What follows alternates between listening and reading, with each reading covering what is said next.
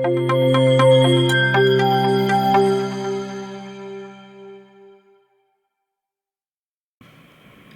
kita lanjutkan kuliah kita. Kali ini di topik ini kita akan membahas tentang vektor di ruang dimensi 3 dan bagaimana menyajikan vektor dengan vektor satuan ya. Ya, jadi sudah kita gambar di sini. Kalau kita mau menyajikan vektor di ruang dimensi 3, kita bisa menggambar dalam bentuk koordinat Cartesian ya, dengan 3 sumbu X, Y, Z. Pada contoh ini ada sebuah vektor V seperti ini ya. Jadi bisa kita sajikan vektor V-nya seperti ini. Tentu juga bisa kita menyajikan vektornya dalam bentuk matrik. Nah, jika kita sajikan vektornya dalam bentuk matrik seperti ini, maka vektor di ruang dimensi 3 berarti memiliki 3 buah komponen, yaitu X, Y, Z. Bisa kita sajikan dalam bentuk matrik 1 kolom dengan 3 baris ya. Nah, sekarang bagaimana kalau kita mau menyajikan vektornya dalam bentuk vektor satuan? Jadi vektor satuan jika kita menggunakan 3 koordinat X, Y, Z ya, maka kita bisa menggunakan satuan I untuk menyatakan satuan vektor arah sumbu X ya. Sedangkan satuan vektor arah sumbu Y biasanya disimbolkan dengan huruf J seperti itu ya. Jadi vektor satuan J berarti untuk menyatakan vektor satuan searah sumbu Y, dan K biasanya dipakai untuk menyatakan vektor satuan searah sumbu Z. Nah, dengan cara ini maka vektor V itu bisa kita tulis menjadi 2I, artinya bergerak ke arah I sebanyak 2 satuan ya, dan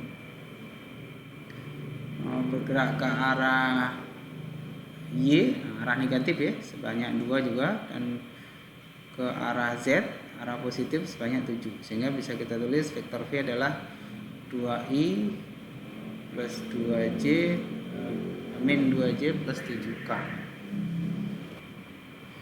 Dari sini nampak bahwa ada 2 cara untuk menyajikan vektor, yaitu bisa dengan matrik dan dengan persamaan vektor satuan ya.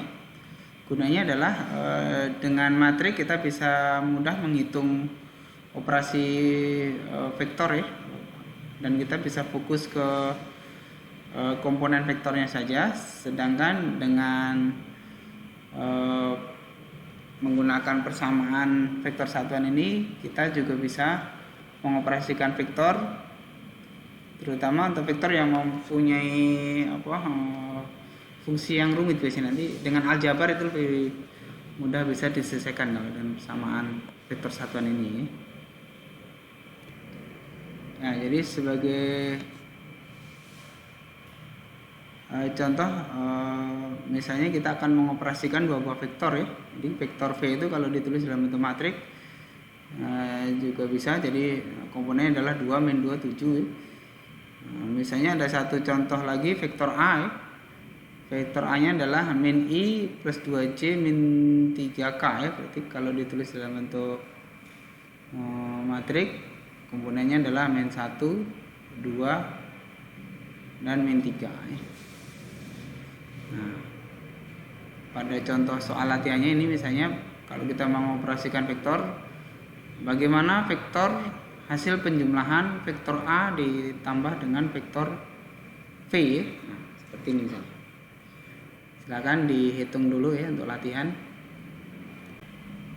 Bisa juga kita tambah soal latihannya, misalnya bagaimana kalau kita mau menghitung vektor A dikurang vektor V. Juga coba hitung vektor A ditambah dengan 3 kali vektor V.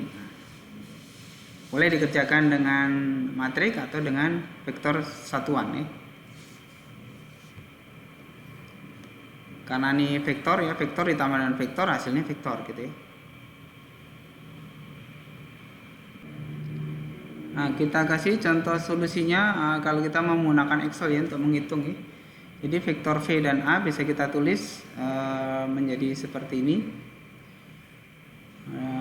Setiap elemennya, setiap komponennya kita tulis di kolom yang terpisah ya, supaya kita bisa bikin rumus untuk melakukan operasi penjumlahan atau pengurangan ya. Jadi kalau dengan Excel mudah, tinggal kita bikin rumus ya. Jadi misalnya kita mau menghitung vektor A ditambah V.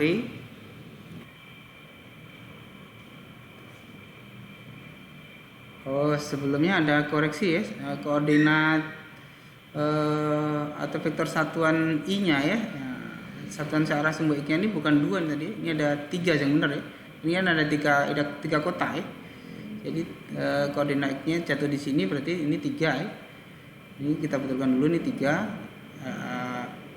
Komponen X-nya, vektor V-nya adalah 3 gitu ya. Nah, jadi ini kita betulkan 3 dulu. Persamanya vektor satunya tentu kita betulkan juga ya. Jadi yang benar 3i plus min 2c plus 7k gitu ya. Nah, kalau dengan Excel sekarang kita bisa menghitung bagaimana hasil penjumlahnya, tinggal kita bikin rumus ya. Jadi setiap elemen dari matriksnya kita jumlah, maka hasilnya sebagai berikut ya. Nah, jadi seperti ini, tinggal kolom elemen pertama matriks V ada di S4 ya, berarti S4 ditambah S8 ya. Kemudian matriks A, nah, satu rumus tinggal kita copy, jadi ketemu di sini. Berarti A ditambah V komponennya adalah 204 ya. Artinya ke arah sumbu Y-nya dia tidak bergerak ya, 0 ya. Artinya rumus dari vektornya bisa kita tulis 2i ditambah 4k ya.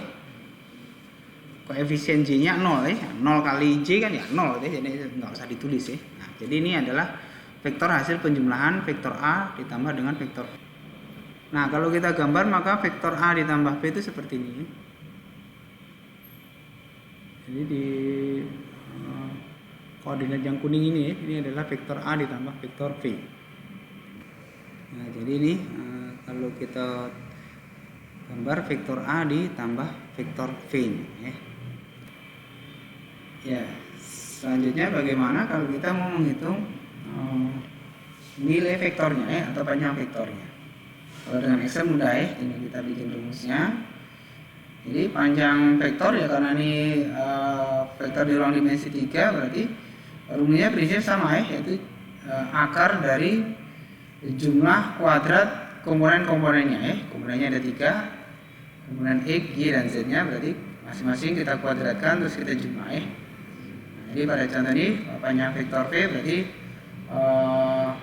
3 kuadrat ya, ada di alamannya di S4, berarti S4 kali S4 tambah S5 kali S5 dan terusnya ya, yang ada di kolom S ini ya. Komponen dari vektor V kita kuadratkan terus jumlah terus di akar ya, itu adalah panjang vektor V. Di sini ketemu panjang vektor V nya adalah 7,8 ya. Sekian ya. Nah, panjang vektor A tentu juga bisa kita hitung ya.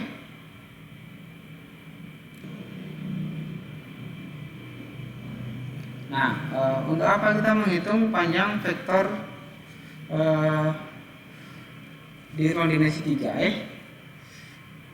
Ini ada slide yang bisa kamu download di e-learning ya. Kalau kamu download, maka di situ ada rumus ya yang bisa kita pakai untuk menghitung panjang vektor. Nah, sebelum kita menghitung sudut antara dua buah vektor, ini kita hitung dulu semua panjang vektornya ya. Vektor V-nya sudah kita hitung, ketemu 7,8 sekian. Kemudian untuk panjang vektor A-nya tinggal kita copy rumusnya ya. Tentu ngopinya harus sesuai ya, di kolom yang sesuai ya, supaya nggak salah posisi kolom yang dihitungnya ya. Jadi di sini panjang vektor A ketemu 3,7 sekian ya. Nah, untuk apa kita menghitung perkalian vektor? salah satu yang penting kita menghitung panjang vektor ya, itu adalah untuk menghitung sudut antara dua buah vektor. Nah, jadi di slide yang bisa kamu download di learning ini ada rumus ya. Ada operasi namanya dot ya. Nah, operasi dot itu semacam operasi perkalian untuk vektor ya. Cuman kalau vektor dioperasikan dengan dot hasilnya skalar ya.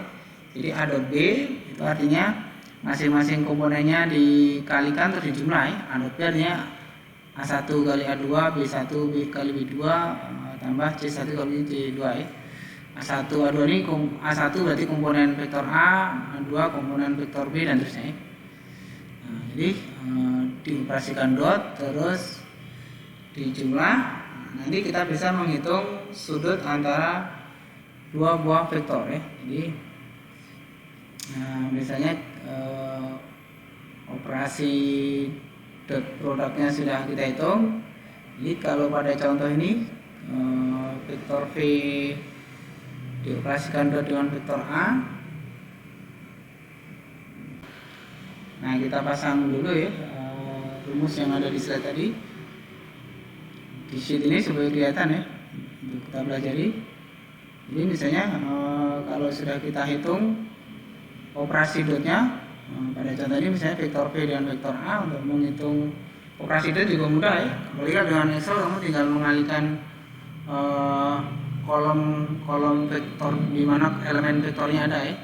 Jadi pada contoh ini misalnya vektor V dot vektor A itu adalah S4, itu elemen pertama dari vektor V kalikan elemen pertama vektor A gitu ya. Terus dijumlah dengan elemen vektor kedua dikalikan nah gitu ya.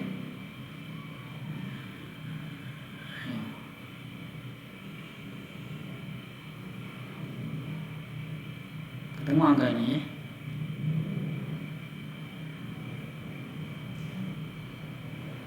Nah, jadi ketemu angka ini. Vektor V dot vektor A ya.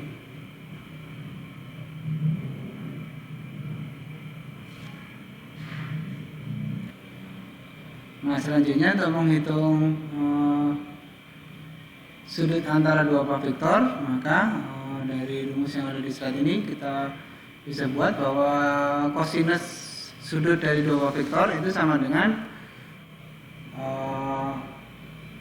vektor hasil perkalian dot dari dua buah vektor dibagi dengan perkalian panjang dari dua vektor tersebut ya. Jadi ini pada contoh ini misalnya vektor A dan B, berarti ya A dot B dibagi dengan harga vektor A dikali harga vektor B. Atau misalnya vektornya V dan A, ya berarti tinggal V kali A ya. Cari panjang vektor V dan panjang vektor A, nah misalnya gitu ya. Nah, dari sini kita bisa menghitung sudut antara dua buah vektor. Nah, pada contoh kita ini, jadi misalnya karena V dot A nya sudah kita hitung, berarti kosinus sudutnya tinggal kita operasikan ya, dibagi dengan panjang vektor A kali panjang vektor B. Nah, ketemu nilai itu ya. Kalau kosinus alfa sama dengan min 1, berarti alfanya atau sudutnya ketemu ya. Bisa kita cari ya. Nah, mencari sudut alfanya bisa dengan kalkulator, misalnya pakai Arcus ya. Arcus cos min 1, nah nanti ketemu berapa sudutnya ya. Bisa dalam derajat atau dalam radian ya, pi radian. Nah, pada contoh ini karena kebetulan cos alfanya ketemu min 1, nah ini berarti sudutnya istimewa ya. Berapa sudut yang nilai kosinusnya min 1, bisa kamu cari ya di kalkulator, atau kalau kamu hafal sudut istimewa berarti sudutnya adalah 180 ya. Oke, sampai di sini materinya.